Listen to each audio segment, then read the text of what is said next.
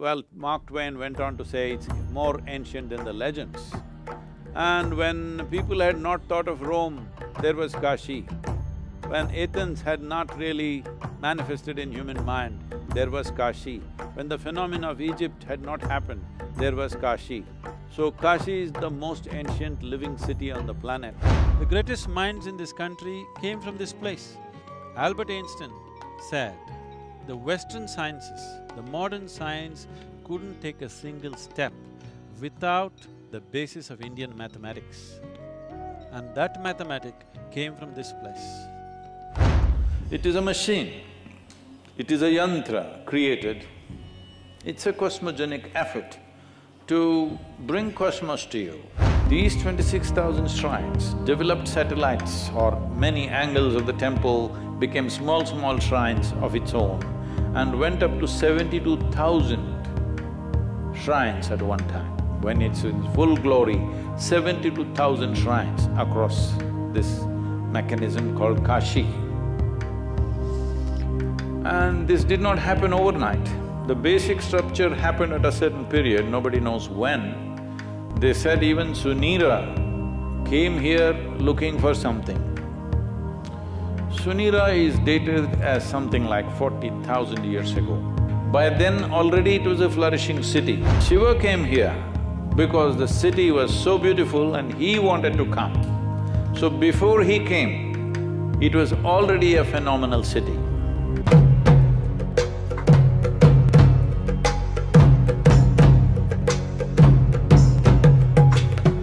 I am not a devotee of Shiva because he forcefully invaded my life and took me over. So I would say I am a slave but I project it like he is my partner. But actually a slave because every step and turn in my life has been guided that way. And I say he's my sleeping partner because he does nothing, I do all the work, but everything is his. This is my life. So, what is my thoughts about Kashi? It's very important, the time has come in the world where the world has to move away from divisive dogmas and philosophies and ideologies. This is what Kashi Vishwanath means.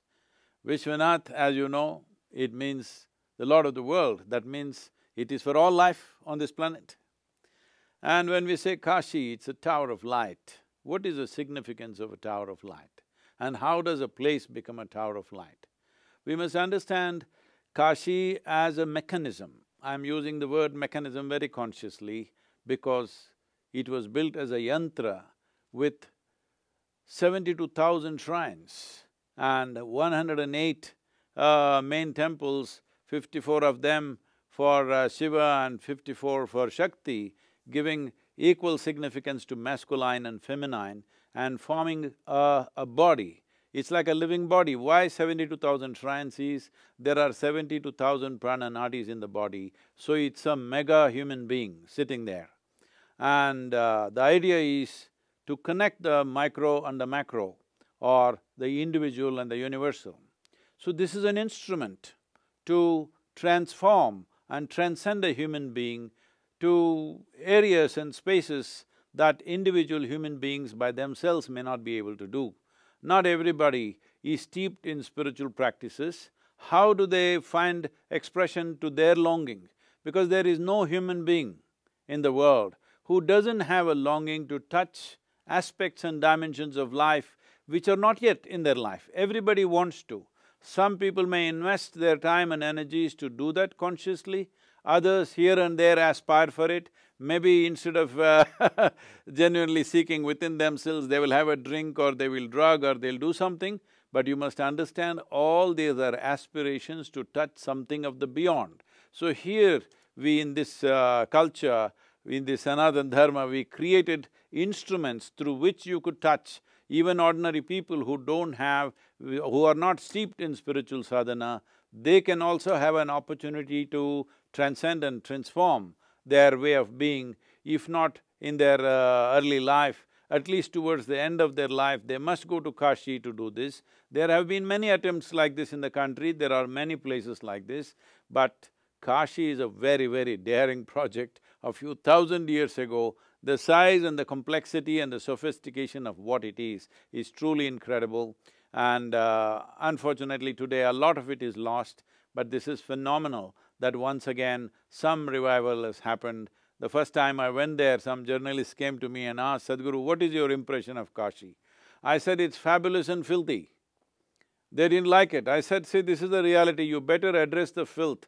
Fabulous is there, nobody is missing it, but if you do not address the filth, fabulous could get buried in the filth. Here we are, at last, Kashi has a revamp, Kashi has some amount of, if not the whole system being revived, at least a part of it being revived. I think this will go a long way for many, many people who aspire for this, who want to be there but cannot be there simply because of the way it was being conducted. So this is a huge step in that direction. One must understand this is about Vishwanath. This is about an inclusive process. This is not an exclusive process. This is about everybody. I hope everybody gets this message, and also the temple also is conducted in such a way, it does not discriminate between one and the other. During times of invasions, during times of occupation, during times of British rule, they evolved rules to stop other people, other nationalities and other religions. They used to stop at one time. I think that is largely gone. It must completely go. Anybody who wants to come, it should be open to them, because this is about Vishwanath Ji. Since pre-independence, there has been a thing, but particularly post-independence, we are being shy of our culture, because we want to project ourselves like we are westernized and everything, because if you have to be modern, you have to be westernized. It's only now in the last 5–10 years that there is a resurgence that you can be proud of your culture, you can be proud of who you are. This has come back fortunately in common people. It's a very positive thing, because no nation will move forward in a big way if they're ashamed of being who they are. So I think that was a significant part, and apart from that, without political will, that could have never happened. Fortunately, it's come together now, and it's great. It doesn't matter what is the history, there's a painful history behind Kashi. We can forget that and look forward to how Kashi can be a glorious thing, because Kashi, well, Mark Twain went on to say it's more ancient than the legends. And when people had not thought of Rome, there was Kashi. When Athens had not really manifested in human mind, there was Kashi. When the phenomena of Egypt had not happened, there was Kashi. So Kashi is the most ancient living city on the planet, and India as a nation, we must not only be proud of it, we must preserve it and nurture it in such a way that it will draw people. Kashi, as a single force, can handle nearly 50% of India's, tourism as such. I must tell you this, when I happened to be in one of the large hotels there near Kashi, in the hotel, everybody, everywhere, they were only projecting that place as a destination for Saranath, that is the Gautam Buddha's first place where he taught. But what they forgot was, Gautama also came all the way to teach near Kashi, because he thought that is the best location for him to teach. But today it was being projected that way. I spoke to the management and told them, what is happening here? There is no mention of Kashi. In Varanasi there is a hotel and no mention of Kashi, it's all about Saranath. They said, no, all our clients are from Japan and other Buddhist countries, nobody else comes. So essentially it had become, this I'm talking about 12–15 years ago, essentially it had become that only very common people, village people, rural people will come to Kashi, the elite will never come to Kashi because of the conditions that were there, and only the Buddhist tourists were coming to go to Saranath. We must understand that Gautama himself chose to do his first teaching near Kashi, because if at all if you had to teach anything of significance, if at all if you had to get an audience who will understand what you're talking, you had to go to Kashi at that time, that's how it was. And this was a center of knowledge, this was a center of spiritual process, above all a center of transcendence, and it's fantastic, it's being at least reasonably revived. Yantra means a machine or a mechanism. Normally every machine that we have built essentially to enhance who we are. So whenever you create a machine, you're taking a certain part of the earth. Everything that we have created is dug out of this planet one way or the other. When you take material from this planet, there is a certain inertia to that machine. So when we think of something that has to function for perpetually or for an extraordinary length of time, we want to create a machine which does not have this need for inertia. So we try to create an energy machine. This is what you traditionally know as yantras. Yantras can be very simple yantras. A simple triangle is a basic yantra. Various types of arrangements can be done to build different levels of machines which will function for your well-being. So this Kashi is a phenomenal yantra like never before or never after, to create a large human body, a magnificent human body which doesn't have the inertia of carrying physicality with it, so that it will be on all the time and it can just download the whole process. To create a tower of light, to create a connection with the cosmic manifestation, and here we are, the microcosm, to connect these two things, they created 468 temples. They're shrines. The basic temples are 54 for Shiva, 54 for Shakti or Devi. This is because in the human body itself, we see that one half is Pingala, other is Ida, this is masculine, this is feminine. This is why Shiva being represented as half Ardhanarishwar, half female body and half male body. So they created the whole city like this body, and these 468 came because for 13 months in a year, in the lunar calendar, every 3 years there's an extra month. 13 months and 9 planets into 4 directions or 4 fundamental elements. 5 elements are there, we don't do much about Akash. Your physical body is seen as 72% water, 12% earth, 6% air, 4% fire, another 6% is space.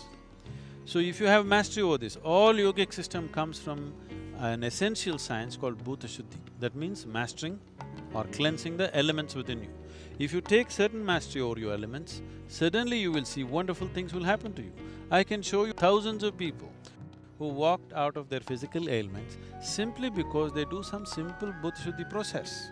So based on that, they created this. Whatever we saw as Sapta Rishi Puja, in tandem, in 468 temples, these things would be happening. And it would create such a phenomenal energy that everybody was longing to be in this place. And if you're born in India, your only dream is to go to Kashi. And it not only became a spiritual center, this was a center for music, arts, craft, and a commercial center and an educational center. The greatest minds in this country came from this place.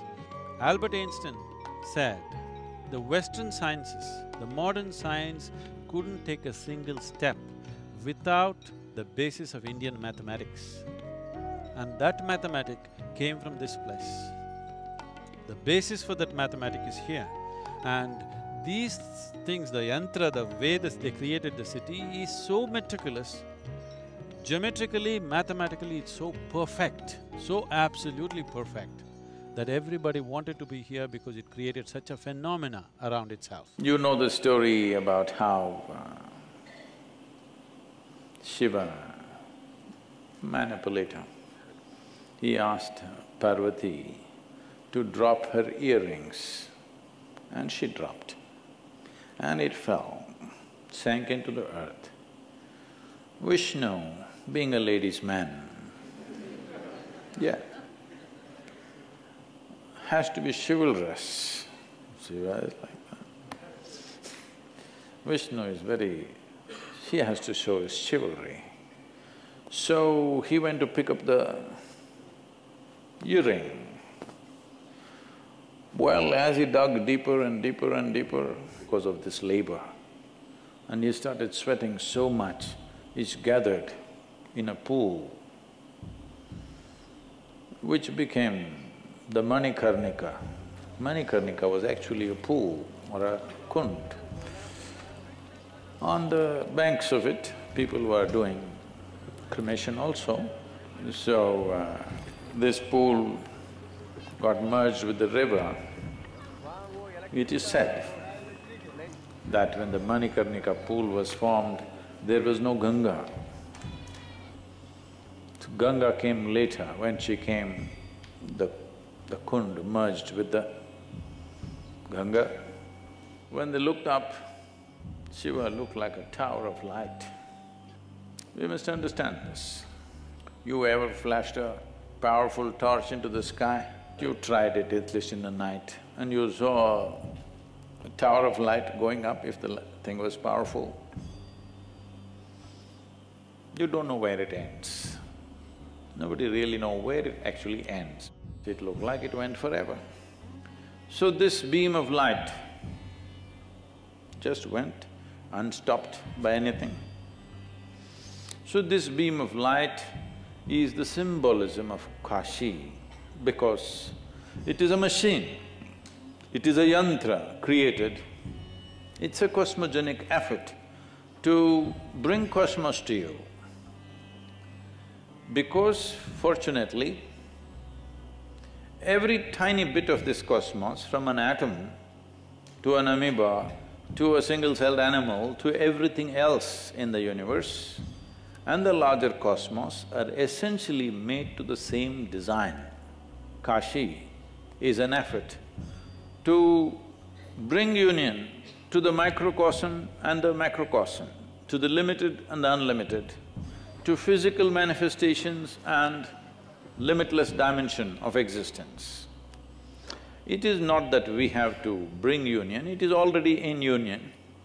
We have to reorient ourselves from our survival mode to transcend our survival mode and look at the existence. For this we needed tools. If you perceive the nature of the cosmos, suddenly the way you operate, the way you relate to the existence in which you live is totally different. Do you have to be in Kashi to do this? No, not necessarily. But see, you can achieve health anywhere. But a lot of people go to the hospital when they are ill because it's a common place where certain tools and facilities and medicines and expertise is available in one place. So Kashi is that kind of place where there was a whole system, there was knowledge, there was mechanisms for that, there are methods for that, variety of capabilities, everything, every kind of specialist lived here at one time. The most important thing in human life is to know the limitations of your body. Yesterday you were born, tomorrow you will be buried, only today is there to live. This is the nature of the existence. And before death becomes today, life needs to blossom. So every possible mechanism that we could use, we set it up across the country.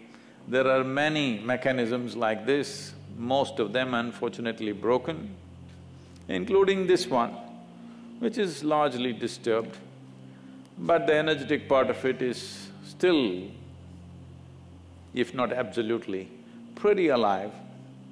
Because always when we consecrated spaces of this nature, including Jnanalinga, it is not in the structure. Structure is only a scaffolding. Kashi is generally said, by legend, it is said that it is on top of Shiva's Trishul, it is not on the ground. What I am seeing in my experience is, approximately the real structure of Kashi is about 33 feet above the ground. If we had any sense, we should not have built anything beyond 33 feet. But we have, because sense has always been scarce. Yes, it's been a very scarce material in the world. And by geometrical calculations, it could be up to 72 or 7,200 feet. The energetic structure is made like that. So this is why they called it a tower of light, because those who had eyes to see saw that it is a very tall structure. And it did not stop there, it gave you access to what is beyond. The idea is To achieve something that a human being could achieve within himself or herself through an organized mechanism which comes from distilled essence of thousands of years of realization of many, many people. If you have to realize things by yourself, it's like reinventing the wheel, unnecessarily going through a whole lot of painful processes. But if you have to realize through others' knowing, then you must have humility, you must bend down and go. So, this arrangement was done so that a lot of people could be transported. So people came and they set up all kinds of methods and mechanisms. Well, at one time, there were over 26,000 shrines. Each one of them had a method of its own as to how a human being can attain. These 26,000 shrines developed satellites or many angles of the temple became small shrines of its own and went up to 72,000 shrines at one time. When it's in full glory, 72,000 shrines across this mechanism called Kashi. And this did not happen overnight. The basic structure happened at a certain period, nobody knows when. They said even Sunira came here looking for something. Sunira is dated as something like 40,000 years ago. By then already it was a flourishing city. Mark Twain puts it in perspective, saying that it is older than the legend. In terms of antiquity, nobody knows exactly when. Shiva came here because the city was so beautiful and he wanted to come.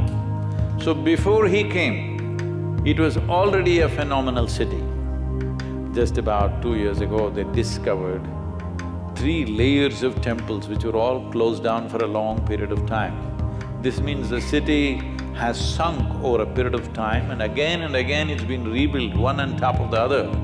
There are 3 to 5 layers of the city because over a period of time, the earth kind of recycles itself.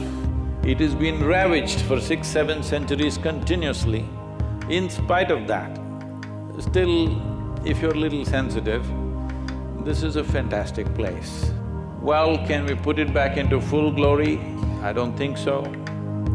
One thing is, too much disturbance has happened. Another thing is, building back something like that is the fool's paradise. It has been ravaged many times, but because the energy body of Kashi was 33 feet above the ground, it is still alive with some damage, substantial damage, but still a phenomenal place. Because if you want to look at it this way, there's one way to interpret. It's a home with 72,000 rooms. More than 3,000 are alive in the energy form. For every dimension of life, for every quality of a human being, they built a linga. This is how these temples came. For every aspect, one linga. Some extreme, some very much socially acceptable, some beyond all social acceptance, all kinds of things existed in parallel. Nobody found fault with anything. Anybody could do what they want as long as they're seeking mukti. As long as they're seeking liberation and they're sincere about it, they could do whatever they want. That is how significant mukti was considered to be. You must attain in this life. So the entire process of seeking mukti comes from this point. They want to clear this, they call this karma. A cloud of memory and imagination playing up and deceiving you to believe so many things which are not true, which you will see as you sit here. The only damn thing that you have is life. Rest is all your imagination. Mukti means liberation. So liberation means essentially to become free from yourself, because you are the only nuisance in your life.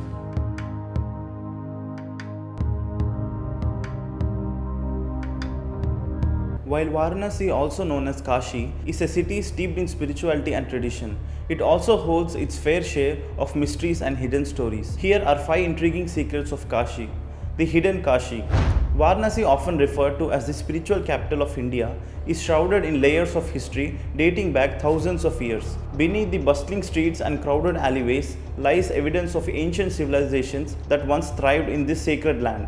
Archaeological excavations have unearthed remnants of prehistoric settlements, suggesting that Varanasi has been inhabited since ancient times. These findings underscore the city's continuous existence and its significance as a cradle of human civilization. The submerged temples. One of the lesser known marvels of Varanasi is its submerged temples, which emerge along the banks of Ganga during the monsoon season. As the water level rises, ancient structures that are normally hidden beneath the river surface come into view, offering a glimpse into the city's submerged past. These temples, some of which date back centuries, stand as silent witness to the ebb and flow of history, reminding us of the ever-changing landscape shaped by the sacred river. The silk weaving tradition. Varanasi is renowned for its exquisite Banarasi silk saris, which are prized for their intricate designs and craftsmanship. What many may not know is the painstaking process involved in their creation. Skilled artisans known as master weavers handcraft these textiles using traditional techniques passed down through generations. Each sari is a labor of love, taking weeks or even months to complete. The designs often draw inspiration from ancient motifs and patterns, reflecting the city's rich culture heritage. The living traditions of Kashi. While Varanasi is steeped in history and tradition, it is also a vibrant modern city where ancient rituals coexist with contemporary life. Beyond the ancient temples and ghats, visitors can experience the dynamic energy of bustling markets, lively festivals, and thriving art scenes. Varanasi is a melting pot of cultures where people from diverse backgrounds come together to celebrate life and spirituality. From the sounds of temple bells to the aroma of street food, every corner of the city pulsates with the rhythm of daily life. The cosmic connection. According to Hindu cosmology, Varanasi occupies a special plane in the universe situated at the confluence of cosmic energies. It is believed that the city's geographical location aligns with the sacred ley lines, making it a potent site for spiritual practices and enlightenment. Pilgrims flock to Varanasi seeking moksha, liberation, and spiritual fulfillment, drawn by its mystical allure and cosmic significance. Whether performing rituals on the ghats or meditating in the quiet corners of ancient temples, visitors can feel a profound sense of connection to something greater than themselves. Now let's delve into the iconic Kashi Vishwanath temple. Kashi Vishwanath temple, dedicated to Lord Shiva as the ruler of the universe, stands as a beacon of spirituality amidst the chaos of Varanasi. Located on the western bank of Ganga river, this sacred shrine is one of the most revered pilgrimage sites for Hindus worldwide. The temple's history is as ancient and storied as the city itself, with its origins lost in the mists of time. Legend and mythology. According to Hindu mythology, the original Kashi Vishwanath temple was built by Lord Shiva himself, making it one of the holiest sites in Hinduism.